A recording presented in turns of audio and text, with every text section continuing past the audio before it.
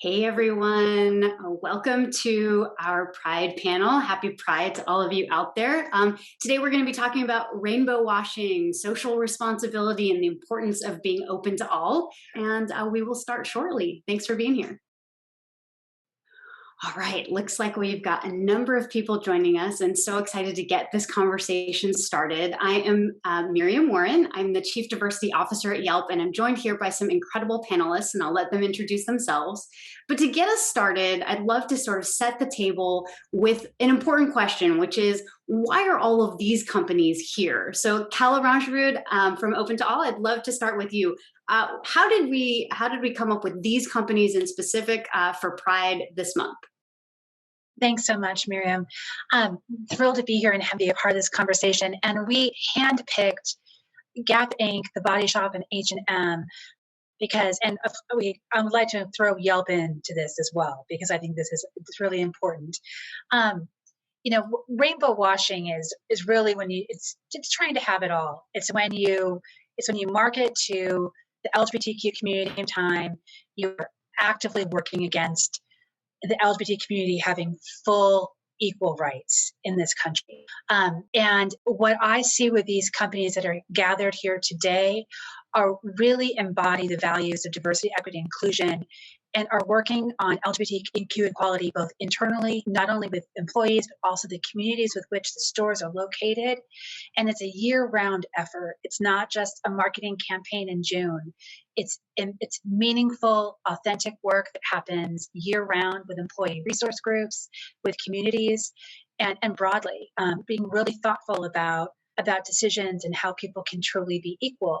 And it's difficult because I know there are a lot of companies that celebrate Pride, but it's pretty difficult when you try to have it all. And there's a lot of examples. I found one on Twitter this week already where American Airlines was called out because they have a Technicolor Pride banner on their Twitter badge, and we're doing a big Pride campaign. And I would like to acknowledge that American Airlines has done some great corporate giving to LGBT equality groups, national groups. But at the same time, in 2020, when we were trying so hard to pass the Equality Act, as we still are right now, Mitch McConnell was single-handedly blocking the Equality Act, and American Airlines gave thousands and thousands of dollars to Mitch McConnell's reelection campaign.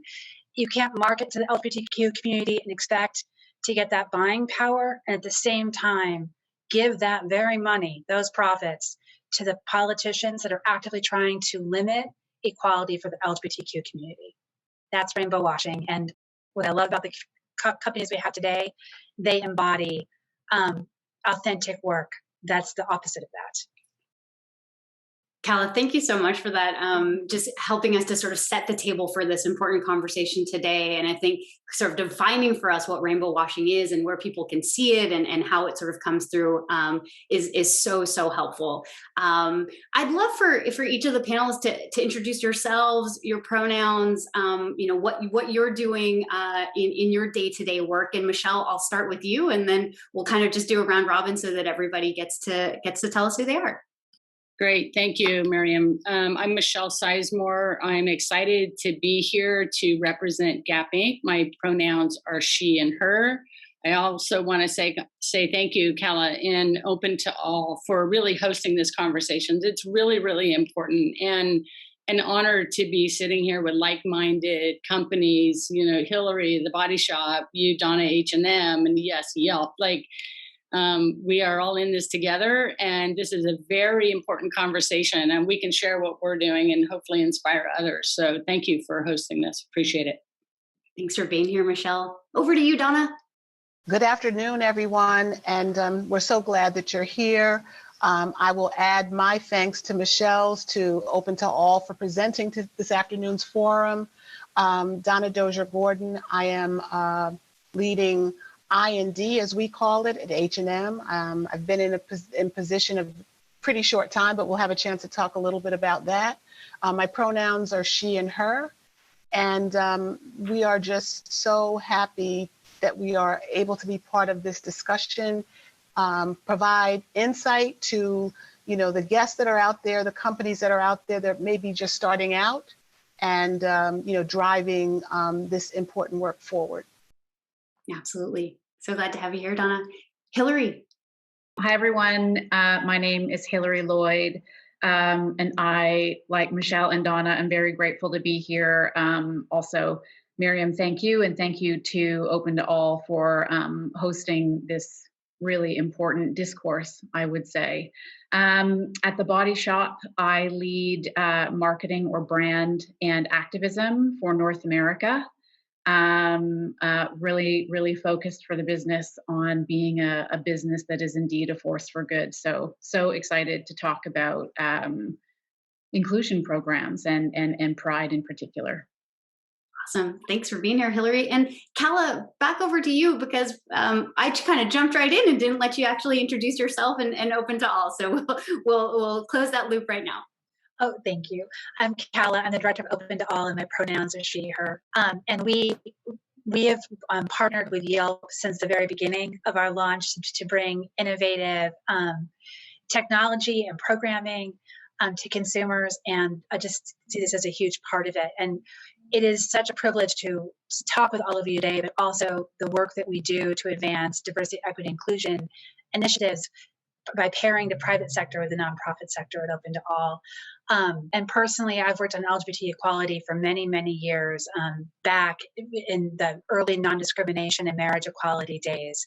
So I feel like it's just so important. I don't think a community has made so many legal gains in such a short period of time, but yet is so vulnerable at the same time. And the backlash is so swift, especially it's very important to, especially this Pride season, to acknowledge the profoundly difficult year at state legislatures, especially targeting trans youth, that impacts, so many kids and also so many adults.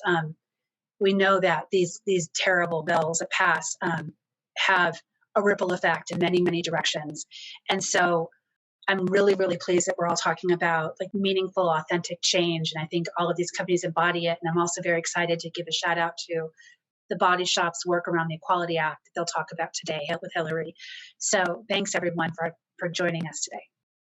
Awesome. Let's get it started. Michelle, I've got a question for you. You are the executive sponsor for GAP's LGBTQ plus ERG, Employee Resource Group. What are some examples of topics that employees are passionate about tackling? So at Gap Inc., one of the things that we have a Pride group at Gap Inc., and we have just under 1,000 members strong that participate in our Pride equity and belonging group. Really excited about the work that we're doing. And what's really important to our group, one, inclusive workplace. One, really creating the workplace where communities feel seen, heard, valued, and where our employees, whether they're headquarters or our sales associates, can actually be their authentic self wherever they are. And also the psychological safety is really important. Having those conversations. Strong allyship is really important. So creating connectivity and community and awareness around building the allyship. And then the other thing that's really important is giving back to the community. Giving back to the community, whether, we feel we have a responsibility and an accountability, really, to leverage our resources, to have our voice be heard, not only on the local level, but also on the national and global level. And so it's important that we're doing all three of those things. Again, not just headquarters, but our sales associates. So ultimately, it's our customers feel safe for everyone, right? We talk about open for all. So that's some of the things that are really, really important to us. Thank you so much, Michelle.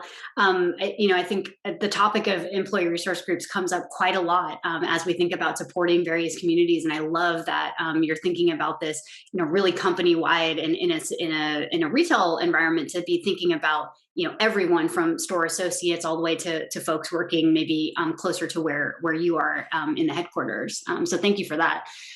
Donna, you mentioned in your intro that you've recently joined H&M and you're leading their inclusion, diversity, and equity efforts. Can you tell us a little bit about how you've prioritized the opportunities to address inside of your organization? Sure. I'm just over 8 weeks into my role, so I'm still kind of trying to find my way around. But I think the first priority for me or anyone who's in a seat like this is to become immersed in the business. Much like other functions, I think inclusion and diversity must be a business partner to the rest of the organization. And in order to be a business partner, you have to understand the business. We talk about diversity being something that's well woven into the key objectives and priorities of an organization. And so it behooves the inclusion leader to become as immersed in the business as possible in order to make that happen. And so I've been on a listening and learning journey during these 8 weeks, meeting my colleagues, hearing about what has been done already. And H&M really has been involved in this work in a formal way for about 3 years and has really advanced the work that it's done over the last year. And so there's a solid foundation in place for me. So, we have a lot of meaningful work that we're doing. We forged a lot of significant partners that will have impact on the diverse communities that we're trying to engage. And so for me, it's taking kind of the work that's been done, building on the solid foundation, and then, codifying a strategy that will guide us forward. And, Michelle touched on some of these principles in her comments, but it really all starts with building a culture of inclusion. So it has to be inward initially. If your team members and associates don't feel that the commitment is real and genuine, there's no way that they're going to be able to translate that or transmit that to customers. So, looking at representation and kind of diving deep into our metrics, and then, continuing our diversity learning journey, and looking at the programs that we have in place to engage employees, would all be part of kind of that element of my framework. And then, unlike other areas of a company, if we're not telling the stories, both internally and externally, about the work that we're doing, it just becomes like platitudes that are up on a wall. I mean, people need to know what it means to be committed in this area. And so continuing to build the brand through storytelling is another key element. And then finally, and this was touched on as well, a company needs to figure out what its legacy is going to be, how it wants to leave the world. We've made significant strides in the sustainability arena, with a focus on leaving the planet better than we found it. And I think the same applies to our inclusion and diversity work. So figuring out how we want to show up in the community, and that would include, again, cultivating and continuing to build these partnerships, engaging with diverse businesses, our philanthropic efforts, all of those things must, I think, be thought out and be part of the strategy for IND going forward. It makes a ton of sense, Donna, especially as you think about sort of like, I love that you say you're on a listening and learning tour. I think many executives have found themselves in that spot over the last year in particular. And the way you're talking about, really starting first inside the company, but also knowing that there are all these constituencies outside the company, including your customers, and considering that too. I think it's such a smart way to go about this work for sure. Hillary, turning to you, we know that The Body Shop is a feminist brand starting, right with your founder, Anita Roddick, and that you've been open about your support for trans and non-binary inclusion in the past. Can you tell us a little bit about your decision to really drive activism as a core business value and how that's going to show up in your work during Pride this summer, but just generally. For sure. So happy to talk about this. I think it's funny when you talk about sort of core business values. I think, Donna, you sort of articulated it perfectly, which is that sort of brands and businesses need to decide what their legacy should be. And so the Body Shop, of course, I had mentioned it, sort of believes that our legacy is that we should exist as a force for good in the world. So specifically as sort of a collective of retailers, our objective, ideally should be to use commerce as a platform for committing to social change. And then from there, of course, it becomes about organizing to support. And again, Donna and Michelle, you both alluded to this so articulately, becomes about supporting both your people and then your subsequent programs, whether those are both internal or sort of in the form of campaigns and activism and social progress movements that we create. Sort of, we have to focus there because I think then that, of course, facilitates commitment as an organization. Specifically within the Body Shop, our activism campaigns tend to focus on action. So, of course, certainly we aim to advocate, educate, lend our platform, but perhaps most importantly, our goal is to seek progress and seek action. And most often, that's through policy change or legislation.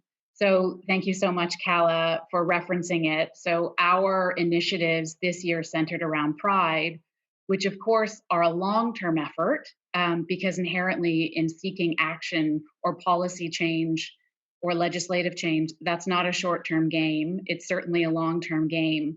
But what we're trying to do this particular season, let's say, is use Pride as an opportunity to really advocate for the Equality Act. Kala, again, so clearly said what we know, which is very sad and devastatingly true, the fact that the trans community right now in the US is absolutely under attack.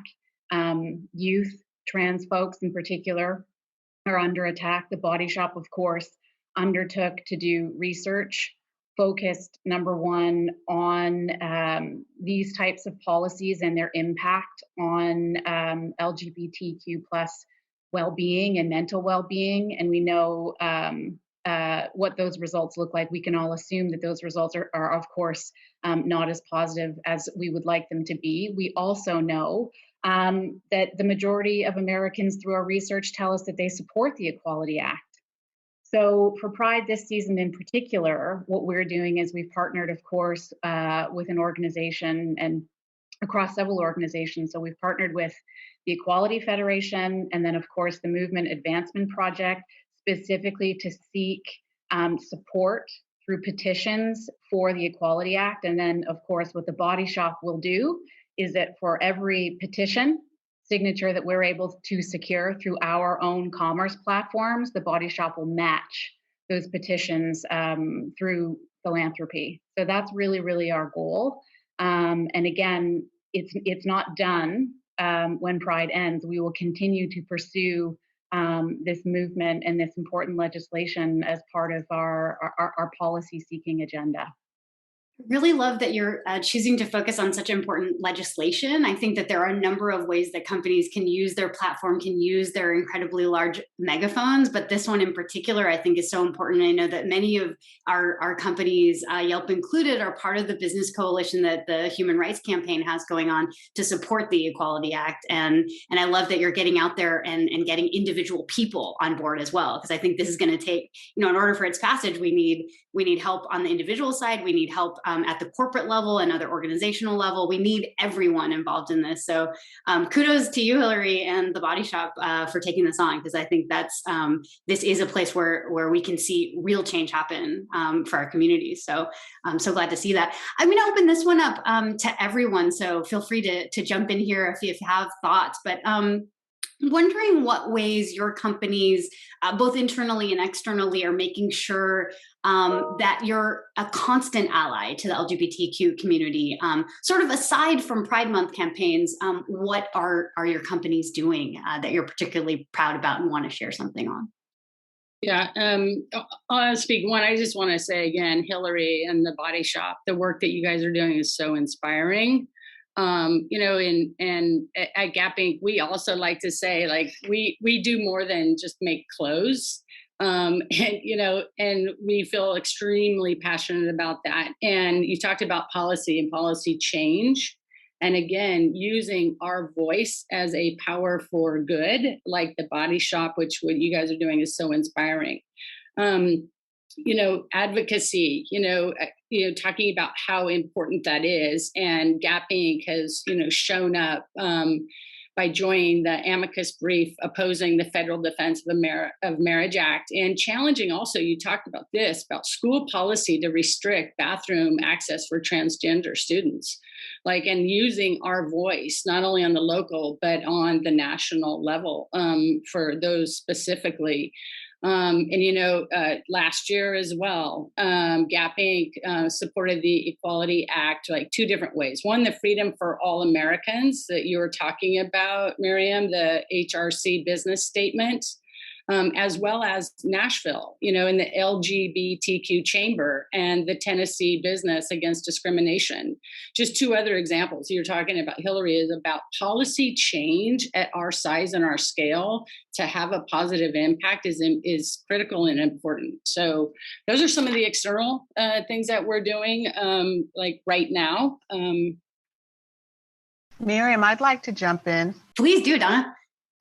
So I need to break ranks for a minute. I know we didn't want to focus on campaigns, but I have to make mention of the campaign that H&M produced for Pride Month. It's called Beyond the Rainbow. And it is really a beautiful campaign that's non-commercial. It's about amplifying the voices in the LGBT community. So I would encourage everyone to check it out at beyondtherainbow.hm.com. But aside from that, in terms of internal kind of activations, it's critical for all employees, the LGBT community included, to feel like I can show up, be my authentic self, and be valued. And I think one of the ways that we do this is by creating safe spaces for conversation and better understanding and greater cultural agility. So last year, we embarked upon a series of cultural conversations, and we just had one to actually kick off Pride Month on June 1st. And it featured our colleagues from the community, including one of our senior leaders. And they shared their journeys with, the utmost transparency. I mean, it was eye-opening, it was heartwarming. But I think creating opportunities like that is imperative. And, as I said, I think inclusion really has to begin at home, internally, but we too have forged partnerships externally that I think are very meaningful in this space. So we have a relationship with the Trevor Project. Our support is providing for the expansion of their crisis counseling for LGBTQ youth. We're also partnering with the Marsha P. Johnson Institute on a back to school initiative, which is really creating an opportunity for a shopping spree for trans youth at H&M flagship stores across the country. And we also hosted a lunch and learn, in the spirit of these kind of candid conversations with the executive director, Elle Hearns, to promote greater awareness of the community. That's a lot, Donna. Thank you so much for jumping in there. Hillary or Kala? I just really quickly want to jump in and just please, everyone, do check out the Beyond the Rainbow campaign at H&M. It's extraordinary. I think it's really remarkable. And what we look at when we do it open to all, and we're trying to bring visibility, especially to different populations and communities, is really just how companies show up. And I just think it's extraordinary what all of you shared, and also and just the Equality Federation partnership the Body Shop is embarking on to work on the Equality Act, Beyond the Rainbow campaign, and the work with the Trevor Project at H&M. And also we were working on a pretty significant Supreme Court case last year. It was the Bostock, the employment Title VII cases for LGBTQ people. And they had a huge rally on the steps of the Supreme Court. Gap Inc. showed up, flew to DC, had someone fly to DC, show up and spoke at that rally and really represented. And I just want to acknowledge that that companies get backlash when they stand up for diversity, equity, and inclusion of all populations.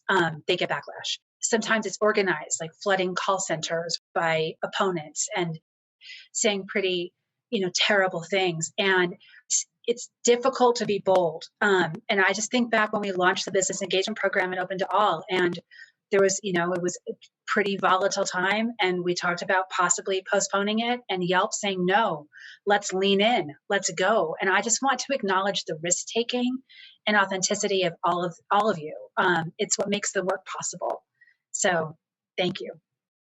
Thank you for saying that, Kala. I think you bring up a really important point that, like, you can't stand up for anything without there being obviously consequences, and all of our companies have had to consider and weigh those consequences before taking this action. Hillary, I think maybe you want to jump in here. I'm going to head it over to you. I think I can. I think just a few teeny points to touch on. So I think just in terms of bullets, right? We've talked about the importance of policy and continued pursuit of action. Michelle, at the outset, and again, we're thinking of sort of like evergreen allyship, right? You talked about the importance of ERGs, and then again, leveraging those ERGs for the purposes of building out sort of educational tools, which you can sort of cascade throughout your organization, introduce policies focused on acceptance, which of course the Body Shop has really undertaken to be very focused on that in the recent history. I think another really important piece, of course, Kala, is to listen to NGO partners and subject matter experts, take their advice, bring their knowledge inside the business, use it in the same way you would use an ERG. And then the last thing I will say is sort of build programs, whether sort of within brand or within activism, it actually doesn't matter, which sort of foundationally provide a platform for which to host this kind of discourse. So the Body Shop, of course, we've been really, really focused on self-esteem and mental well-being. And we've been running sort of an annual campaign focused on that. So it's really great, of course, then when you want to pivot to sort of inclusion, diversity, and belonging. Of course, any discourse around that can stand on the shoulders of campaigns centered around mental well-being and acceptance. So just a few notes from me to add. I love those notes, Hillary. It's always good to have someone that's taking notes and able to kind of tell it back to us. So gold star for you. I'm wondering about, we've seen certainly in the last year, but even in a longer time period than that, a lot of companies making statements about supporting employees, and specifically as we're talking about Pride and we're talking about the LGBTQ plus community, there are certainly a lot of these statements that are being made.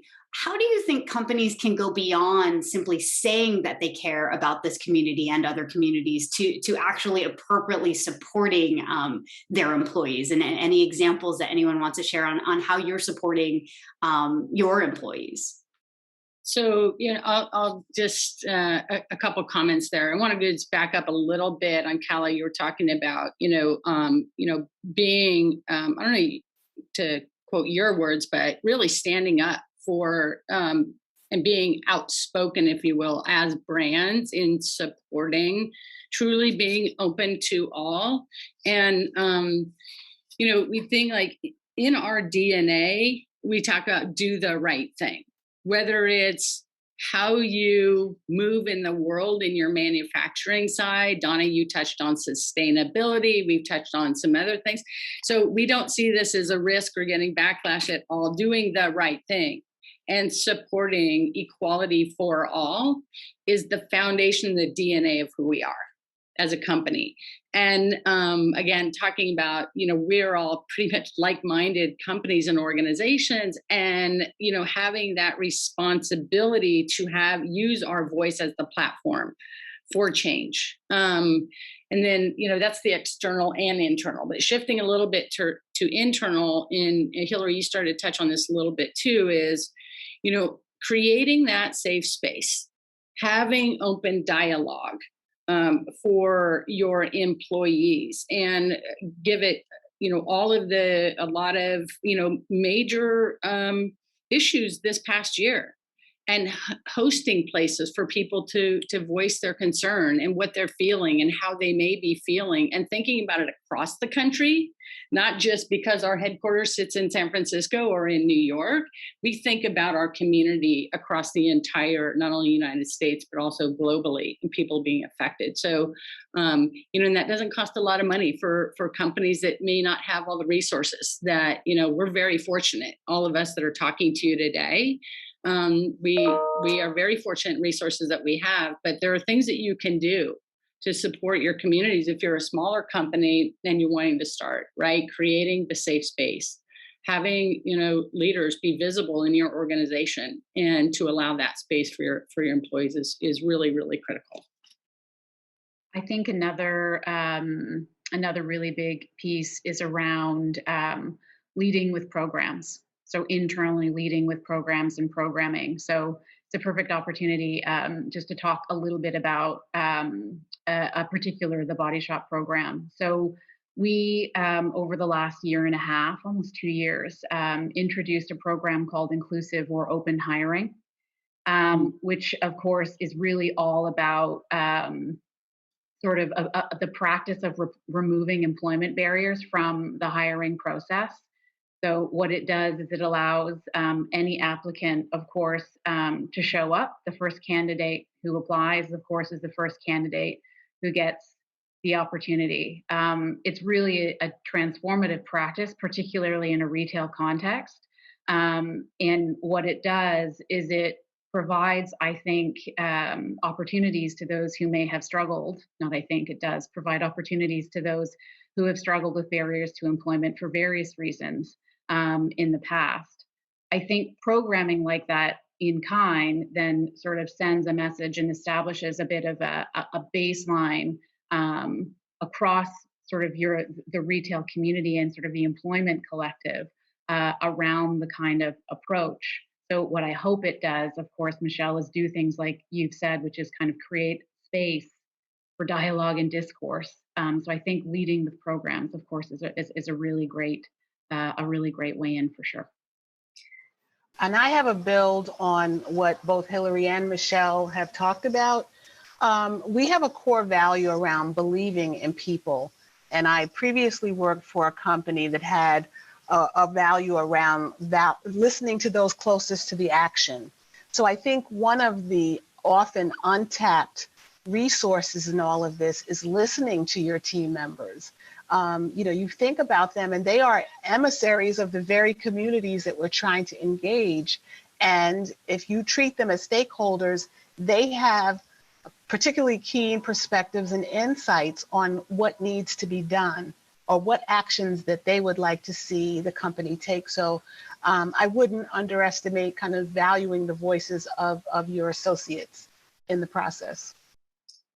Absolutely, Donna. And it sounds like all of you who are, you're all working in companies with a heavy retail presence. And it sounds like you're doing a lot of different things to both listen to folks on the ground who are closest to your customers, but also who are members of the communities that you're trying to support. And Hillary, I like the idea of this starting even before people become employed, because it sounds like then their experiences from the jump are going to be really positive, and you're setting up right away, like, hey, this is what we value, this is what we care about. You can see it in your interview process, and ideally you're going to continue to see that as you are an employee and as you continue to grow with the company. I'm wondering, like, I know, as you undertook this program, like, what was the spark that sort of ignited it? Would love to hear a little bit more, because I know there are a number of folks tuning in, thinking about, policies and programming for their own companies, and would love to hear if you could share a little bit more about it. Absolutely. I'm so happy to share. So the Body Shop is, of course, a B corporation. And we benefit from being a B Corp, right? B Corps exist, of course. Again, it's the force for good thinking, profit with purpose thinking. So what that does is it creates a wonderful sort of network of organizations who share the same values, big and small. So I think as a resource, sort of for anyone interested in sort of B corporations, or sort of the principle of being a B Corp, I would look at that.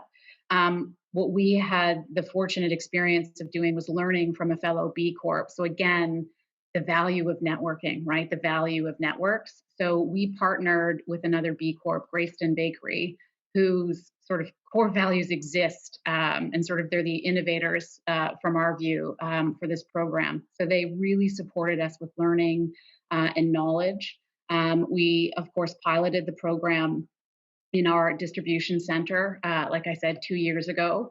And the incredible learning that we had from that experience, the stories that we were able to tell, the positive responses from our people, the very fact that it's actually quite efficient, we were able to retain more employees. So not only was it sort of a positive and socially progressive business practice, it actually was also frankly, quite an efficient business decision.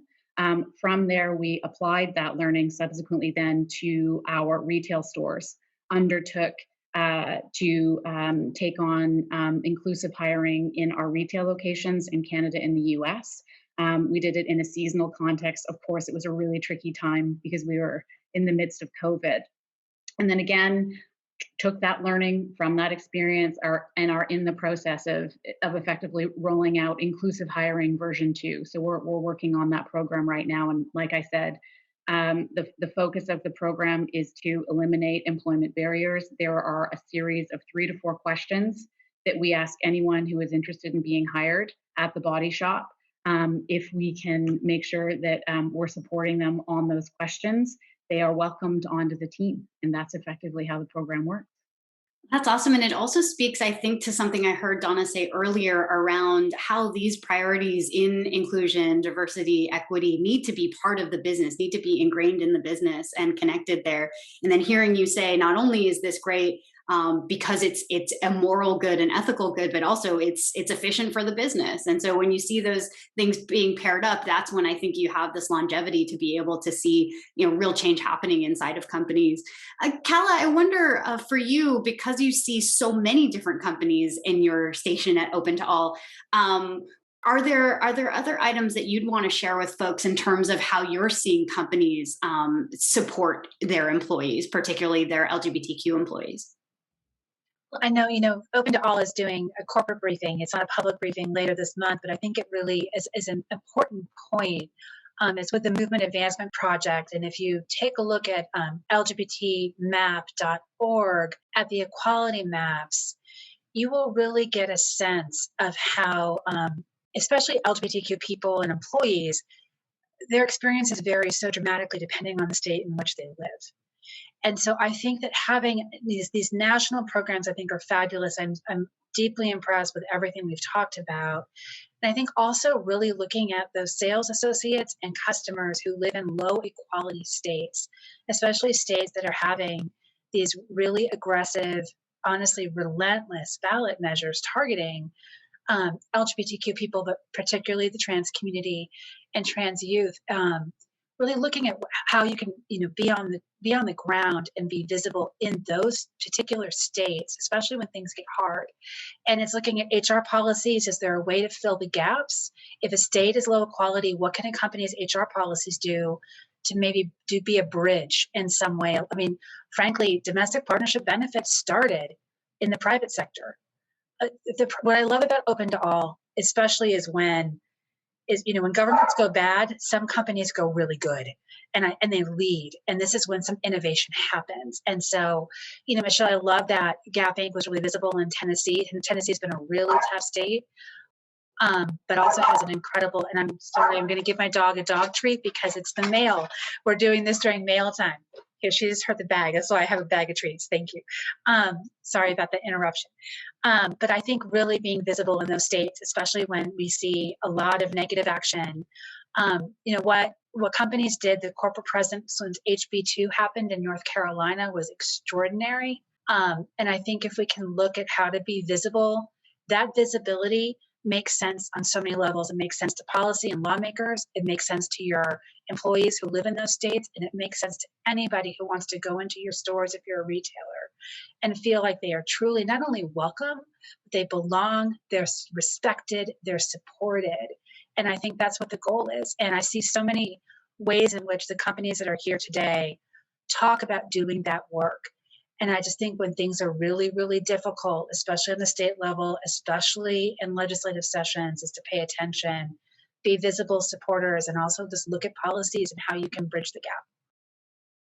Yeah, Kala, I wanted to just add something to that a little bit, is like that being inclusive, as we're all kind of talking about, and I think it's been touched on, it really is ingrained in everything we do. It's not an initiative. It doesn't sit outside as a project. We don't do it from the side of our desk. And you've all kind of touched on it from your hiring processes into your onboarding and all the way through everything you do. That's what makes true change. And I think the other thing is something that we are constantly doing is ensuring and consistently evaluating your benefits and ensuring that your benefits align with your words, right? And so an example of that is our benefits team, this past year, identified where we can do more in introducing increased coverage for transgender care. Something that we have just done this past year. And so constantly it's not one group or one team, it's everybody across your organization. And that is where the change will have the positive impact. And we want to be the employer for choice. So when people have a choice, right, there's a lot of, competing retailers out there, and, we want to be the employer of choice for LGBTQ plus people, and you got to walk the talk. And so your benefits, I think it's really important that they align to your words. Michelle, I think that's a super important point. And I think if there are folks out there wondering, like, what is the gold standard? What is the minimum? What else could we be doing? I think a plug for the Human Rights Campaign's Corporate Equality Index is a great place to start, just because they are asking a lot of questions about care for transgender employees. They are asking a lot of questions regarding benefits and other, employee policies and procedures and things like that. So that can be a good one to peruse just on those questions. Will give you a good sense of kind of where to start if you're still at the beginning of this journey. Michelle, another thing that you pointed out earlier was just that, the companies represented on this panel are multi-billion-dollar companies with a lot of resources. Yeah. And a question I'd love for all of you to take on is sort of, what advice do you have for folks maybe who are not in companies that are as large or have as much largesse? What can everyone do to help be better allies to the LGBTQ community? Yeah, I'll certainly pass on, like what we started the conversation with, I think, is like there's some simple things, again, that don't cost money. You need to create the space, and that was considering like hosting safe places to start the conversation. The use of and consideration of pronouns. These things don't take they don't cost money, but awareness and consistency and the openness and continually to challenge yourselves to be better and opportunities. It isn't big, resource deep financial commitments and financial funding and donations that everybody can do, no matter how big, how small. Yeah, I agree wholeheartedly, Michelle. And, when you think about companies that are starting out or maybe afraid to jump in because they don't have large budgets, the most important component in any I&D commitment is the visible support of your senior leadership team. You will not have a sustainable initiative without that. And that doesn't cost any money for your senior leaders to stand up and talk about the commitment and why the business case is imperative for the future. I think that has to be kind of a key ingredient when someone is starting out. And I think, creating these environments where people feel like they can be authentic. And, to Michelle's point, you're creating an atmosphere where people feel like it's okay to have certain conversations. Training is certainly a great resource in kind of helping to foster that kind of environment. And there are diversity consultants that fit any budget out there, from, kind of sole practitioners to huge consulting firms. And so I would say, don't be afraid, jump right in, have that senior leader commitment. And the other thing is kind of creating awareness of the notion that all of us play a role in diversity being sustainable and successful. So the diversity team may lead, provide strategic underpinnings, but in order for this to work or to be successful, everyone has to feel like this touches them. And so create ways to get everyone feeling like diversity is something that they can contribute to. And then another point on budgets, along with that, I don't think that diversity is only owned by the diversity team. There are many other functions that kind of intersect, HR, of course, being probably one of the most important ones. And I certainly have a lot of partnership with my HR leader, Chris Mikulski.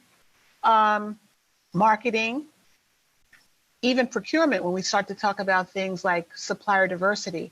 So there may be ways to allocate budgets while, kind of working on this collaboratively. Absolutely. Over to you, Hillary. I see you. You seem excited to say something. Go for it. I think I'm just sort of going to come back to the roots of activism, if that makes sense. And I think that sort of, in the frame of activism, community organizing and sort of grassroots programs are essential, and they have big impact. Donna talked about that. Sort of don't underestimate sort of the value of like individual effort. At the Body Shop, we sort of our teams and sort of our wider collectives, we like to see ourselves as activists. And sort of we define sort of our approach as one that is like fueled by purposeful entrepreneurship. And so, across our retail footprint and across our retail team, we've actually sort of encouraged a program which we call grassroots activism. So the entire goal of the program is that, of course, no one understands what would benefit a community better than the folks living in that community. And so our job then corporately is to do our very best to listen and support those teams with tools and toolkits and training to enable that kind of community or grassroots organizing. And so we're really, really focused on trying to create impact that way. The last thing I will say is that when it comes to sort of, not being, a big guy or a big girl, woman, so to speak, is you don't necessarily have to reinvent the wheel. I think that there's a real opportunity to sort of look to the experts. As an example, Open to All, it's a great example. Who's already in this space and who's already doing things there, and sort of how can you lift up a lot of that work. I think that's a nice way through. It's not about starting from scratch. There's a lot of great work that I think can be lifted up and championed at all levels. Yeah, absolutely agree. We are coming up on time, and Kala, you were so gracious to start us off, explain to us what rainbow washing is, and also why these exemplary companies are on this panel today. I wonder if you could bring us home by telling the folks out there that are listening sort of what your ideas are on how they can be celebrating Pride. What we've heard about a bunch of great campaigns beyond the rainbow. We've heard about what the Body Shop is doing to support the Equality Act. Any other items that you want to kind of let folks know as we wind down today's panel? I do. I first want to, this is a shout out to Yelp. So Yelp at the beginning of the month debuted an LGBTQ owned business attribute.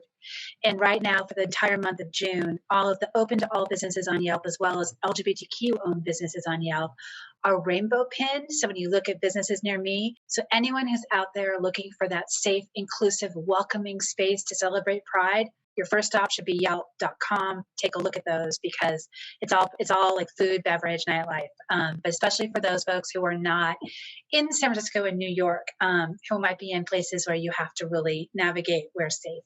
I think it's a phenomenal campaign by Yelp. But also, I just mostly want to talk a little bit globally really quickly for those of you who are inspired by today's conversation, by the incredible leadership that all of these companies are doing. Open to All has a slate of resources, training videos on everything from LGBTQ equality, but to racial justice, to disability access. We really try to be inclusive, everyone in our pledge. And so please take a look at Open to All, take a look at those resources. And we know we work very close with Yelp to make sure that those resources are getting to all of the smaller and medium-sized businesses that have activated the Open to All attribute. But just know that we're all on this journey together. We all are learning together. And the only way we can advance equality is if by conversations like this and working together. So don't be shy about asking questions. Don't be shy about reaching out. And Open to All has a coalition of more than 200 nonprofit expert organizations representing the constituents in our pledge. And oftentimes our programming comes from a really great question. So please take that risk, get engaged. We're all doing this work together. And again, I just want to thank the leadership of the people on this call. I mean, it's been, we're in a better time now, but it was a rough patch for the last 4 years. And it took a lot of leadership from the private sector to keep this work going. And what is incredible is even in a global pandemic, this work did not slow down. If anything, it just sped up. And it's thanks to the people on this call and the companies who are risking a lot to be leaders around DEI. And I'm just so pleased to be part of this coalition and community, and to be doing this work with all of you. Thank you so much, Kala, Hillary, Donna, Michelle. It's been wonderful to have you talking with all of us today. Thank you so much for taking the time. Happy Pride, everyone. And I think that's it for this time, but appreciate you spending the time with us. Take care. Thank you guys. Happy Pride. Thank you. Happy Pride. Thanks, everyone. Bye.